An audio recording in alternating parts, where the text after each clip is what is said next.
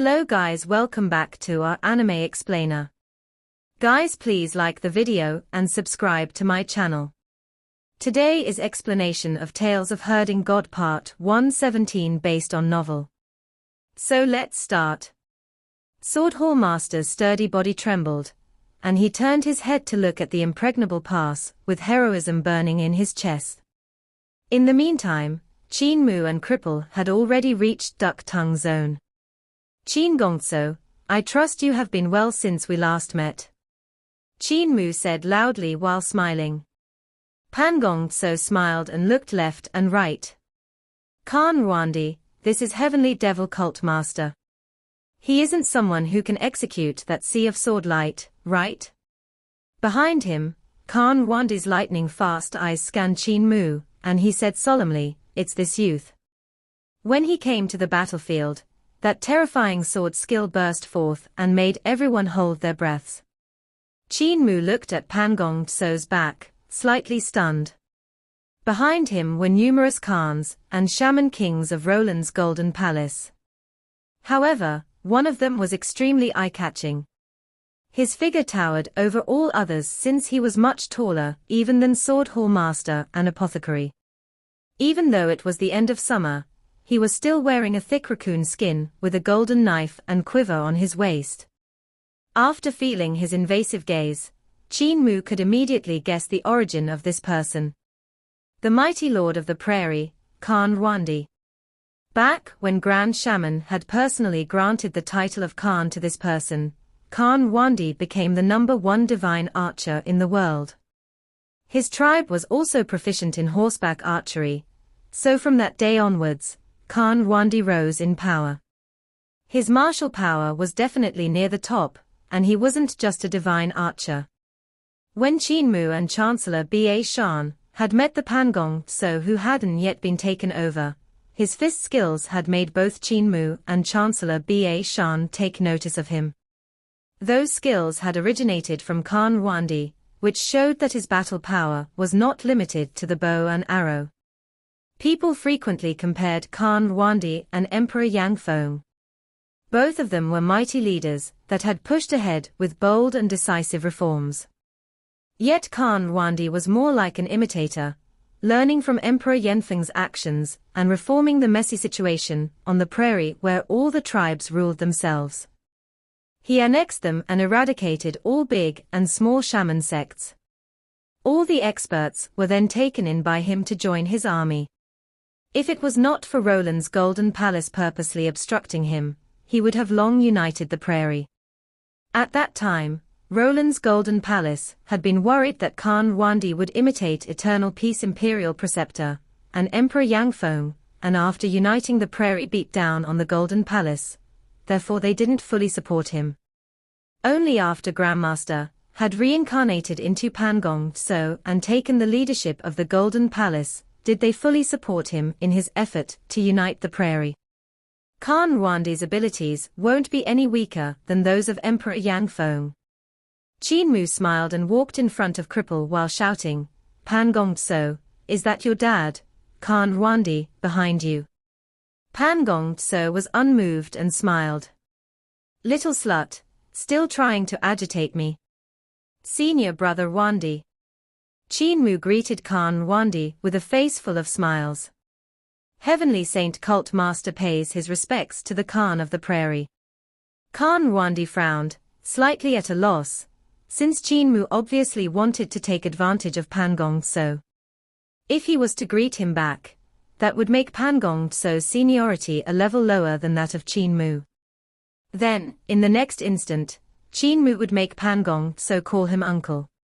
But if he didn't return the greeting, he would be rude, and if he conquered Eternal Peace Empire in the future, Qin Mu would definitely lead Heavenly Devil Cult to cause trouble for him.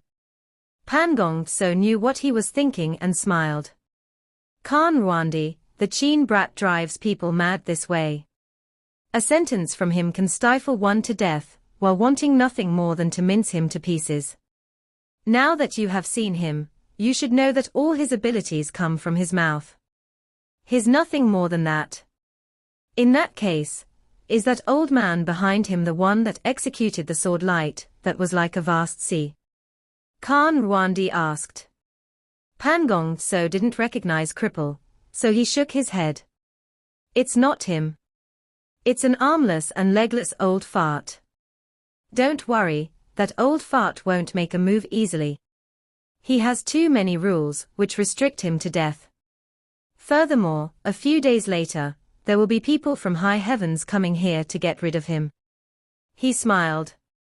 After he dies, you will be able to trample Qingmen Pass, walking inside it without a hitch, and becoming the owner of Middle-earth. At that time, the Golden Palace will be the only sacred ground left in the world. Khan Rwandi immediately said. Pan Gong Tso laughed. You don't need to be so careful. My goal isn't to have the number one sacred ground, or the only sacred ground. My goal is much further and beyond your imagination. He remembered that golden book he had placed in his clothes, and his heart started blazing. Unconsciously, his hands formed into fists. At this moment, Qin Mu walked over with wide strides, his face full of smiles. Khan Rwandi is quite rude. I've greeted you, yet you didn't greet me back. Your manners are too poor, no wonder you taught this brat Pan Gong Tso to be like this. Pan Gong Tso's expression sunk. He wanted to reply, but Qin Mu suddenly rushed toward him while shouting, Pan Gong Tso, you better come out and call me uncle. Let uncle smack your butt. Pan Gong Tso was furious. When he looked over, he saw the old man still standing far away, in the same spot with a beaming face. So he immediately grew guts, and rushed toward Qin Mu with a sneer. Qin brat, I didn't kill you on the ship, so I shall have you die on the battlefield this time. The two of them clashed, and their magic powers burst forth. With their divine arts exploding, the air currents swirled from the vibrations and expanded outwards. Pan Gong Tso felt his arm go numb, and his heart trembled. I'm already at the peak of Six Directions realm, yet this brat is actually not weaker than me in magic power.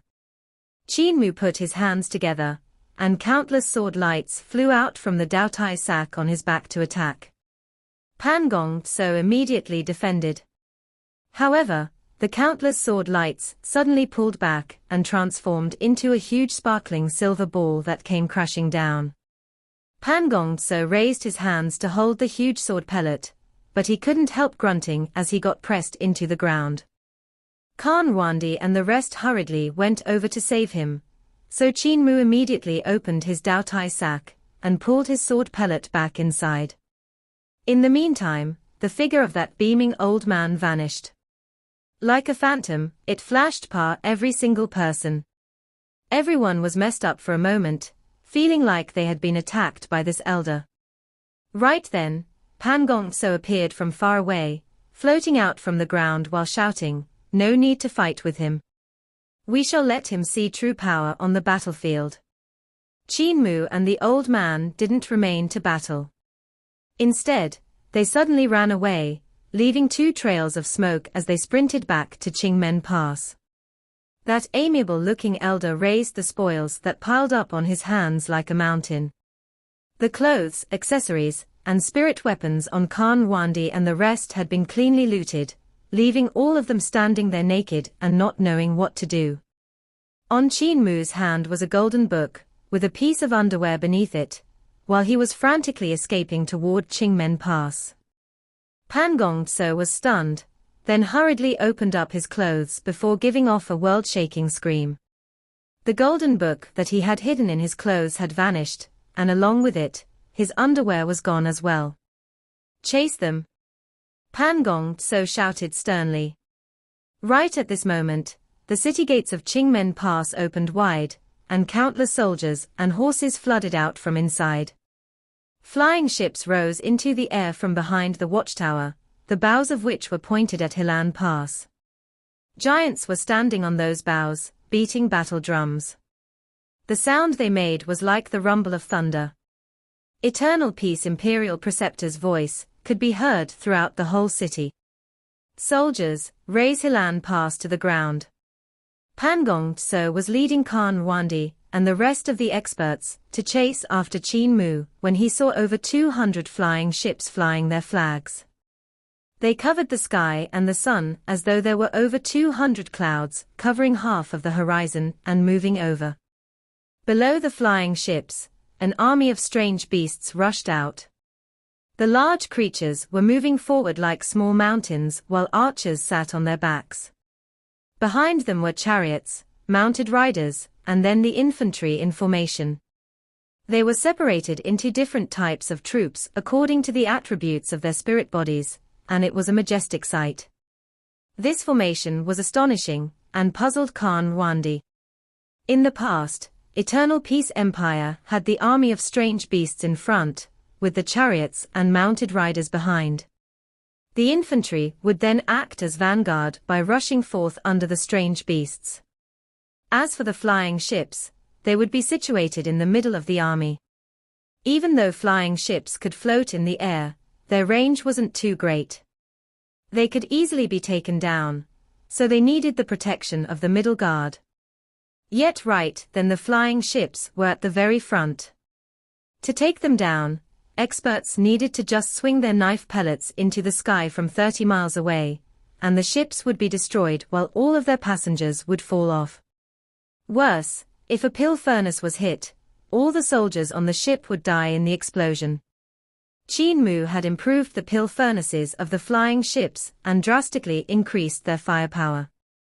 However, if they exploded, it would be up to 10 times more frightening than before. Ordinary divine arts practitioners would have basically no chance to survive it. Of course, this couldn't be blamed on Qin Mu entirely. He improved the pill furnace so the flying ships could become faster, but their firepower did not catch up, so they weren't able to unleash all of the energy. Is Eternal Peace Imperial Preceptor crazy? Khan Wandi thought until this point when Pangong Tso's voice pulled him away. Wandi, kill that Qin brat. Khan Wandi was naked, his pants having been pulled down by Cripple. His golden knife and quiver were both taken away, and the luxurious raccoon cloak was also gone. However, as the leader of an empire, he still had his cultivation. When he heard Pangong Tso, he immediately pulled up his pants, ready to tighten his belt, but he found nothing there. His belt that was inlaid with gold and embedded with jade was gone as well. That cripple's abilities are too strong. If instead of stealing my clothes he had come to kill me, how could I have defended against him? Khan Wandi shuddered and cold sweat started rolling down his body, drenching his back. However, he had overestimated Cripple. Even though Cripple's hands and feet were nimble, all of his abilities were used for stealing and then escaping for dear life. His body and hand techniques were unpredictable, but it was a pity that he relied only on his legs in close combat, so his hands lacked any combat abilities. Cripple's corporeal body divine arts were sloppy and ordinary without any strong attacking moves. If one was to really attack him, it would be difficult for him to have an exchange of many blows.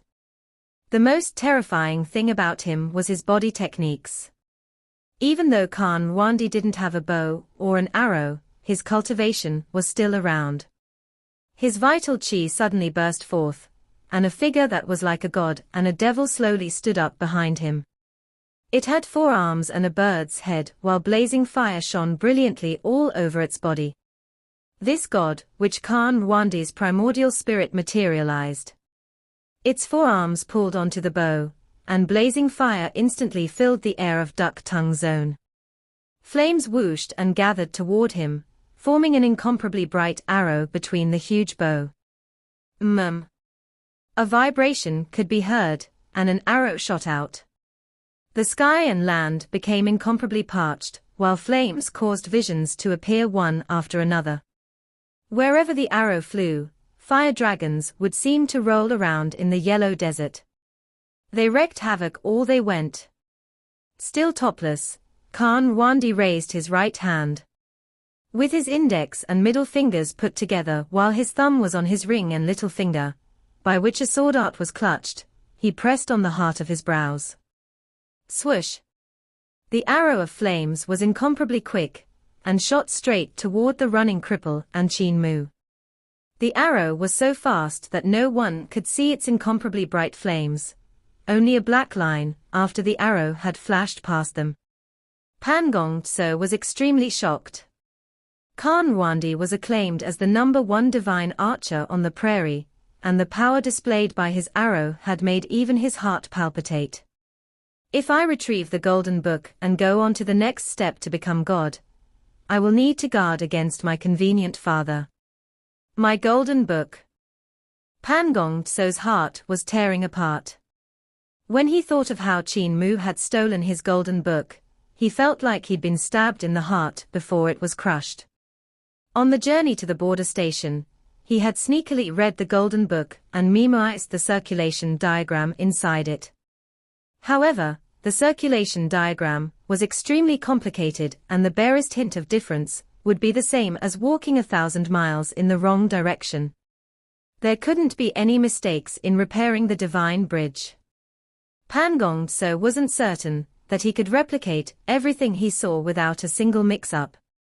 The arrow light caught up to Qin Mu and Cripple, who suddenly threw away everything he had stolen and stretched out his hand to grab the youth by his side. He then moved like a phantom to avoid the arrow light. Khan Ruandi frowned, suspicious. The abilities of this elder aren't as high as I thought. While his fingers on the heart of his brow remained unmoving, the arrow light changed its direction in mid-air to shoot toward Cripple again. The old man's body techniques changed one after another, and he literally flashed here and there in an instant, giving people a feeling that he had already stepped through the obstruction of space. Cripple didn't dare to receive the arrow, so his bizarre body techniques left everyone dumbfounded, while Khan Ruandi found it hard to hit him. The distance between Cripple and the flying ship was decreasing faster and faster. Duke Wei rose into the air while holding the Duke sword and slashed toward the arrow light.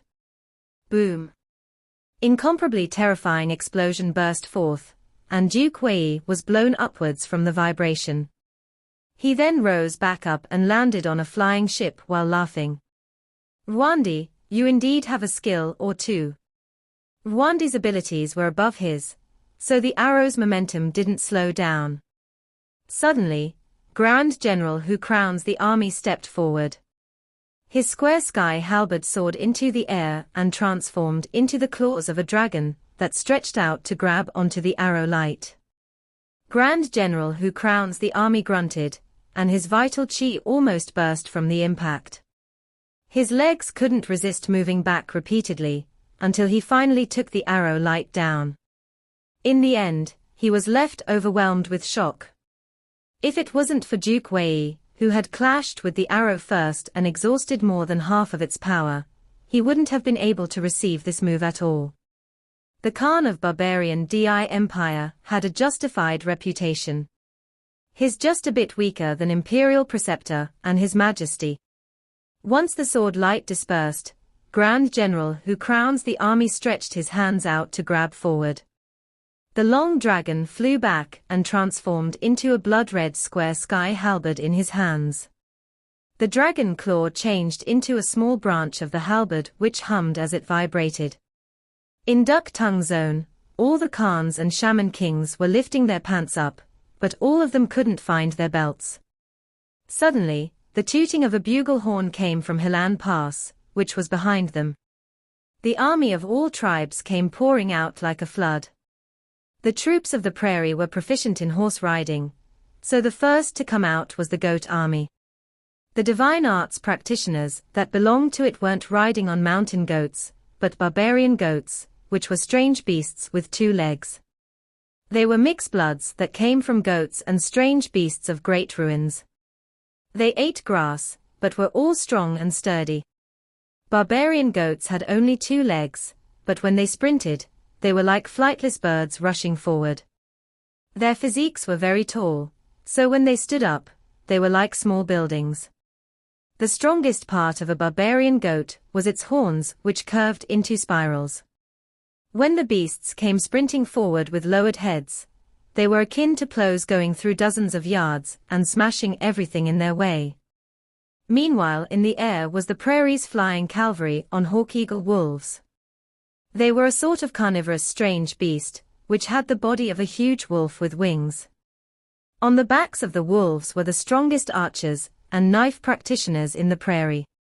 It was because the troops of the prairie came and went like the wind that the army of Eternal Peace Empire couldn't gain any advantage. At that moment, the army of all tribes of the prairie rushed forth with world-shaking power, their numbers far exceeding those that came from Eternal Peace Empire. Khan Rwandi and the rest tightened up their pants around their waists with dead knots. Khan Rwandi laughed loudly. So what if a small thief stole our treasures and clothes? We are only true men when we fight on the battlefield topless, our hot blood rushing through our veins.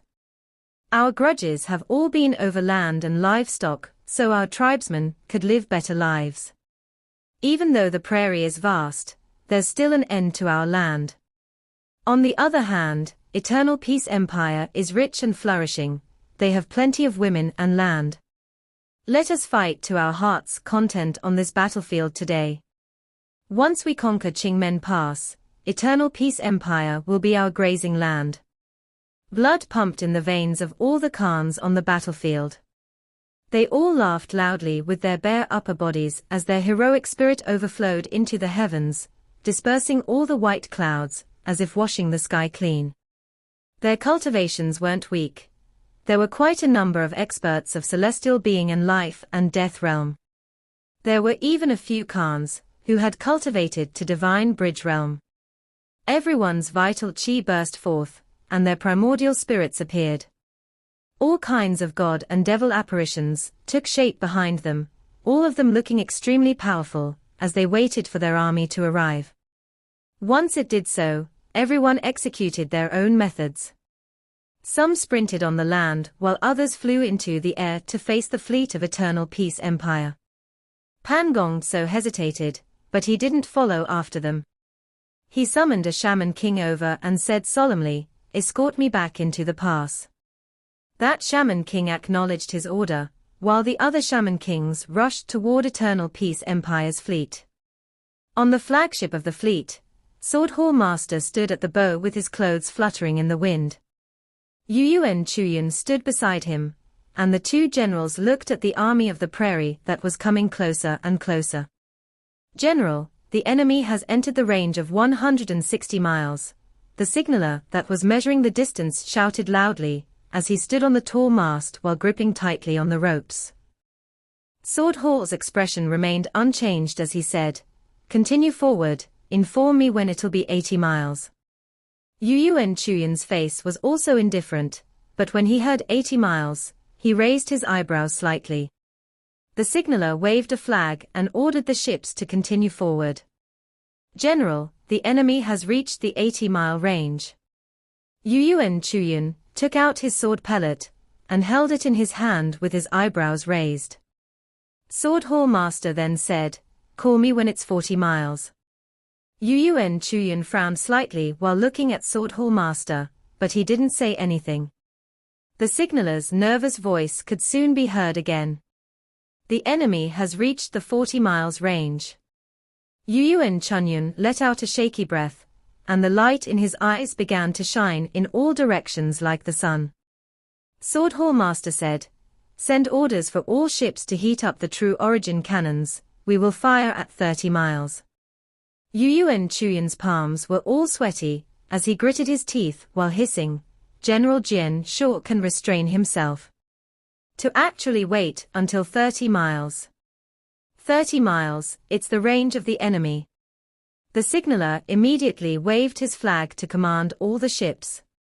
The cannon batteries instantly drew energy from the pill furnaces and waited for action, after having accumulated enough for an attack. Sword Hall Master looked at the army of the prairie that poured forth while covering the horizon, the experts of celestial being and life and death realm at the front. He then explained at a speed that was neither too fast nor too slow, Imperial Preceptor's order was to raise Hilan Pass to the ground and not just defeat the enemy. At 160 miles, the enemy would have the chance to escape with the main force still intact. At 80 miles, 60% of the enemy would be able to escape. At 40 miles, only 30% of the enemy would be able to escape, but the chief generals would still manage to get away. At 30 miles, even the chief general's survival rate will only be 30% at most. Yuyuan Chuyun sighed in admiration. Teacher Jian is still Teacher Jian. Chuyun is only able to have today's achievement after learning sword from you back then. Over 200 flying ships suddenly turned to their side with a creak. The huge bodies instantly became a barricade in the air, and the cannons fired all at once. Instantly, several thousand thick pillars of light appeared in the air. In a single face-off, many barbarian kings, khans, and shaman kings were turned into sieves and fell from the sky. Quite a few of the strong practitioners of life and death realm, as well as divine bridge realm, who were behind the first wave were astonished. In the meantime, Duke Wei, Grand Marshal, Grand General who crowns the army, and Grand General of Cherishing Transformation rushed out to attack them. On the flagship, Sword Hall Master personally waved the flag, and the cannons changed direction to point toward the ground. They were like sword lights slicing at the army rushing forward.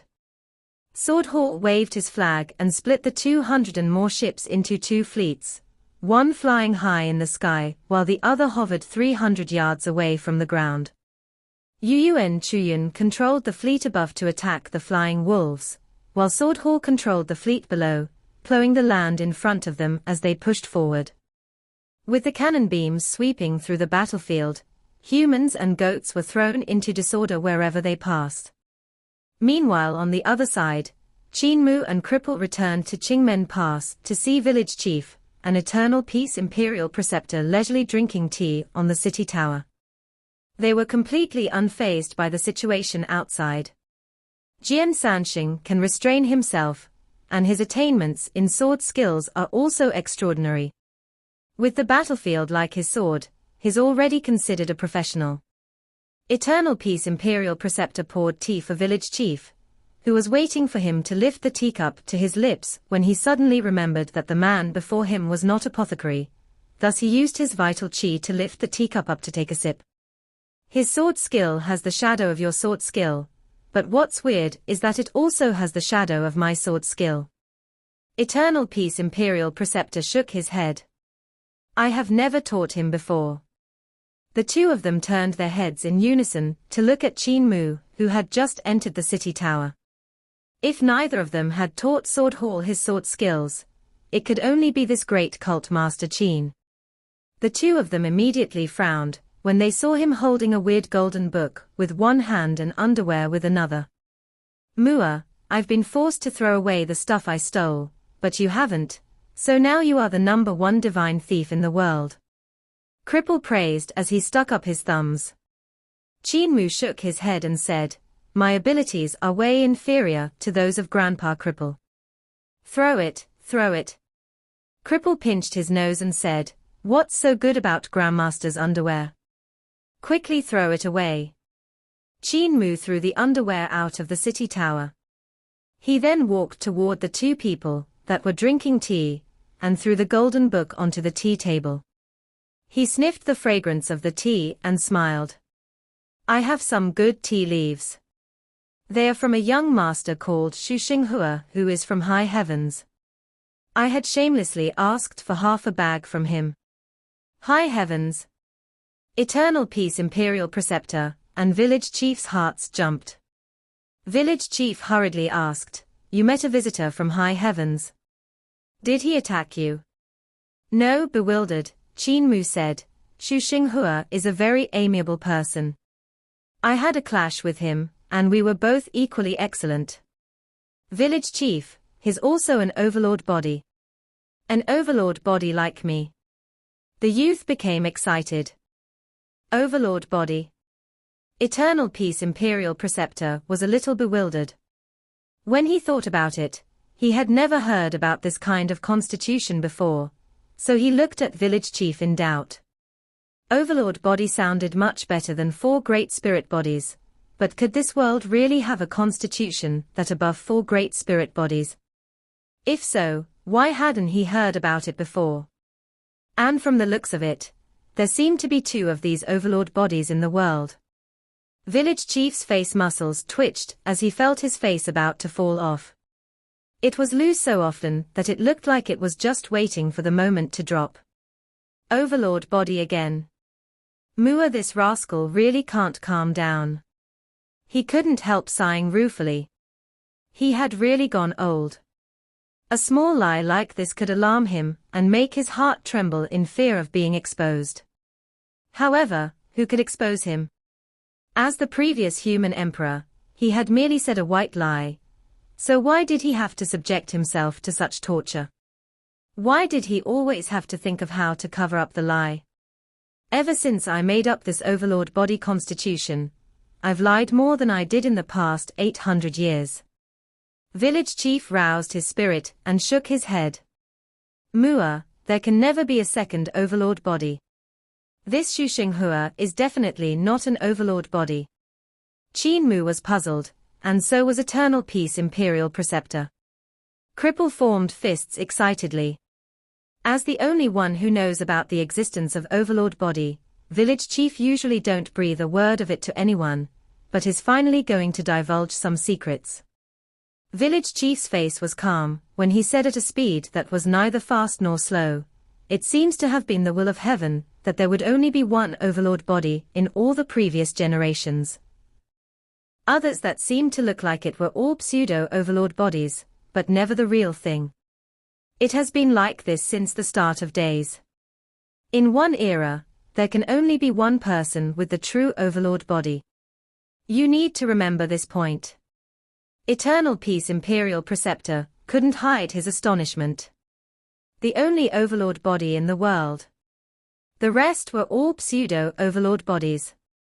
The mysteries in this world were indeed deeper than what he had imagined. Village Chief's words alerted and thrilled him. The will of heaven, the only Overlord body, pseudo-Overlord bodies. There seemed to be an indescribable power controlling all of this. Cripple didn't think much about it and said excitedly, "As I guessed, there's only one true Overlord body in this world." Qin Mu was slightly excited, but then doubt assailed him. "But Shuxinghua's cultivation and mine have no difference. To be on the same realm as me, he can only be an Overlord body as well." "There can only be one reason for this," Village Chief said with a solemn face. "That's because you aren't hard-working enough. As the Overlord body, you are actually going to be caught up by the 4 great spirit bodies, or a pseudo-Overlord body. You should be ashamed and reflect on yourself." Qin Mu nodded heavily and said solemnly, "Grandpa Village Chief, don't worry. I will definitely work even harder. Come to think of it, I have indeed been slacking for the past few days. If I'm improving, Shuxinghua is also improving, but if I slacken, he might really surpass me." Village Chief relaxed, thinking to himself, "Mu is still too innocent, getting tricked by me just like this to work even harder. If this brat gets defeated by Shuxinghua, he will definitely think that he hadn't been working hard enough, so next time, I will have even more excuses." Eternal Peace Imperial Preceptor's gaze flickered, and he asked sincerely, "Dao brother, you said there's an Overlord body and also pseudo-Overlord bodies, so there seems to be some relation. Would you mind explaining it in detail?" Village Chief's eyes instantly became big. Qin Mu was easy to trick, and Cripple was the same, since he only liked stealing and didn't know much about the martial world. But Eternal Peace Imperial Preceptor was a whole different kind of person. Cough, cough, between Overlord body and pseudo-Overlord body is the struggle over fate, Village Chief said solemnly. There's only one Overlord body in this world and there can only be one. However, there can be many pseudo-Overlord bodies. I have once heard of a legend, according to which, if a pseudo-Overlord body kills the Overlord body, they can snatch its fate, becoming the true Overlord body from a pseudo one. As for whether that is true, I don't know. Eternal Peace Imperial Preceptor went deep into thoughts before raising his head to said, the struggle over fate between Overlord body and pseudo-Overlord bodies is indeed extremely disturbing. However, how does a pseudo-Overlord body know the opponent is the true Overlord body? If they don't know who the Overlord body is, how do they kill it? Village Chief was furious. Was this scoundrel done or not? How was he supposed to make up even more of the story? Overlord body and pseudo-Overlord bodies have an unimaginable connection. When the two meet, they can sense each other. Village Chief stabilized his mind and said, from the moment they meet each other, they will have a feeling of appreciation for each other's talent, yet they are natural enemies that will have to fight to their last breath. When he was out of ideas about how to continue from there, Qin Mu's eyes suddenly lit up and he clapped in surprise. The moment I met Xu Xinghua, I had this kind of feeling. No wonder, no wonder. We met on the river, when he was sitting in a pleasure boat. At the time, he stopped the boat when he saw me to invite me over. So that was because of the connection between Overlord body and pseudo-Overlord bodies. Eternal Peace Imperial Preceptor no longer doubted it and raised his head to look at the sky in a daze. Xu Xinghua is from high heavens, and the god I met which sent the disaster is also from high heavens. What kind of place is it? To actually have gods and even an Overlord body. Dao brother, you should know that place, right? They are just fake gods. Village Chief also raised his head to look at the azure sky. In their west was an incomparably fierce battlefield, but none of them looked at it, having no concern in regards to the situation there. High heavens consists of nothing more than a bunch of lackeys. They are the eyes planted by gods to oversee this world, Village Chief said softly. Your Eternal Peace Empire's snow disaster had left people in a terrible situation, and the land hadn't recovered even now. But high heavens disaster is merely an ordinary meteorological attack.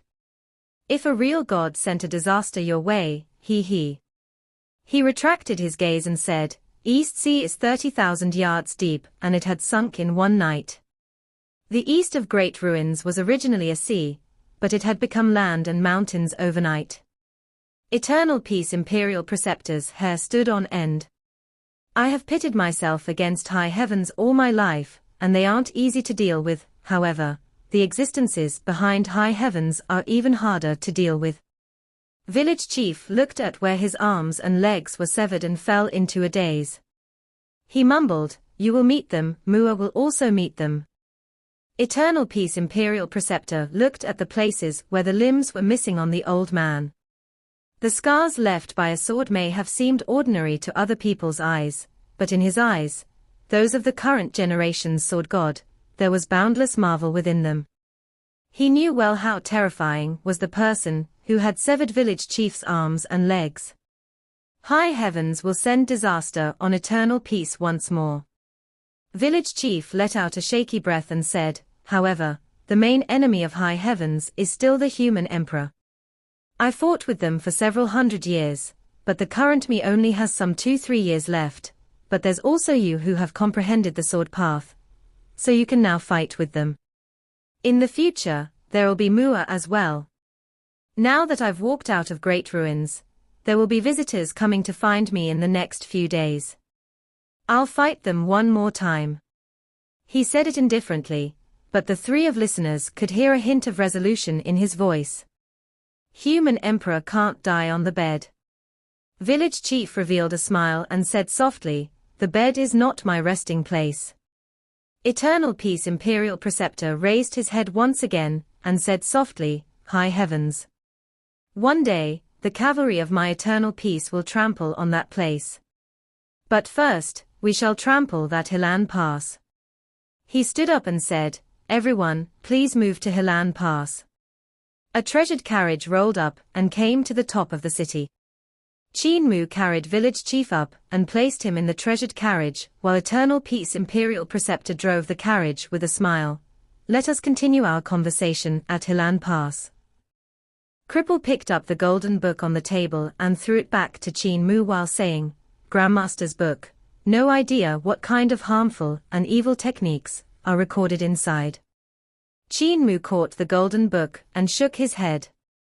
This doesn't belong to Grandmaster, it's a book from my Qin family that he stole. Cripple snorted. Mua, you are definitely not hardworking enough.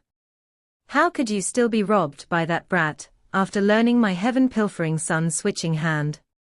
You are better off staying as the number 2 divine thief in the world. I said I wanted to be number 2, you are the one that wanted to push me ahead. Qin Mu flipped open the golden book, and said in astonishment, Pan Gong So actually opened up the book. It was originally sealed. That's right, Grandpa Village Chief. I have finally met my father. Village Chief's mind was suddenly blown, and he cried out, You have met visitors from Carefree Village. Qin Mu placed the golden book down, with a hint of sorrow on his face. I met him in the treasured ship at Ghost Valley, but he had already used a forbidden technique and become a tree man. He signed the Pact of Earth Count with Saturn's sovereign, so he couldn't open his eyes to see me. He taught me a lot of stuff, but we still had to part ways. Qin Mu stared blankly in front of himself. He then shook his head and threw all the messy thoughts out. He told everyone about his encounters in Ghost Valley and Yudu World, making the 3 people dumbfounded. These kinds of weird encounters birthed a longing in them, but it was mixed with a sense of fear. The many frightening secrets hidden within the treasured ship stunned them. Eternal Peace Imperial Preceptor was greatly shaken. Not only was Qin Mu the Overlord body, he even had a father that was like a god. How do the people of Carefree Village become gods? Eternal Peace Imperial Preceptor suddenly recalled that the divine bridges of the people of Carefree Village were connected to the celestial heavens. The people of Little Jade Capital had told him before that the divine bridges of everyone in this world were broken, everyone except for the people of Carefree Village whose divine bridges was connected to the celestial heavens. Didn't this mean that Qin Mu's divine bridge would also connect him to the celestial heavens? He turned back to look at Qin Mu, but the youth didn't know what he was thinking about. He instead picked up the golden book again, and flipped open to take a look. Ahead of them, the fleet of flying ships had already crushed everything in its path, and was about to reach Hilan Pass. Duck Tongue Zone was filled with corpses of barbarian Di Empire's divine arts practitioners that were killed by True Origin cannons. Sword Hall Master Jian Sanxing and General of Guide Commander Yuyuan Chuyu used flying ships as swords. The 2 sword professionals controlled the flying ships to massacre the army of the prairie, and after the time it takes for an incense stick to burn, the army of the barbarians crumbled. With their will to fight crushed by the 14,000 True Origin cannons, they escaped back to Hilan Pass like a flood. What followed after was a one-sided massacre.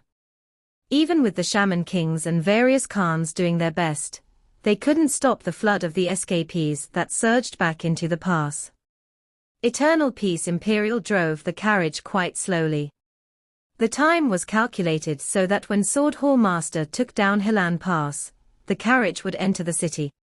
Within it, Qin Mu looked at the first page of the golden book with a serious face. He suddenly rose and vital chi flew out from his fingertip, transforming into all kinds of rulers. There were circular ones, square ones, triangular ones, and semicircular ones. They had all kinds of angles and metric systems to measure the blueprints on the first page. Mua, what are you doing? Cripple asked curiously. Measuring the Magpie Bridge, Qin Mu said without even raising his head. The technique in this golden book of my Qin family is a little weird. If I wanted to cultivate it, I would need to calculate every corner of the vital chi on this blueprint flawlessly. This picture might be. It might be. This video will end here.